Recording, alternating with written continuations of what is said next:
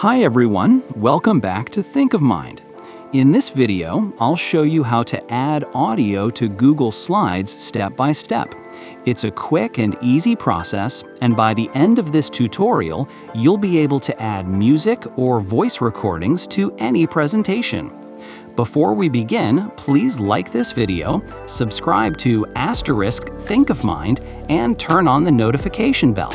Now, let's get started. Step 1. Upload your audio file to Google Drive. You can use MP3 or WAV files, and uploading it to Drive ensures that Google Slides can access the file directly for smooth insertion. Step 2. Open your Google Slides presentation, then click Insert, choose Audio, select your uploaded file, and click Select. This action places your audio on the slide, allowing you to play sound during your presentation. Step 3.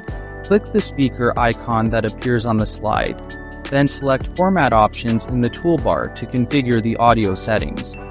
Here, you can adjust playback options like Start Automatically, Loop, or Hide the icon, giving you full control over how your audio plays.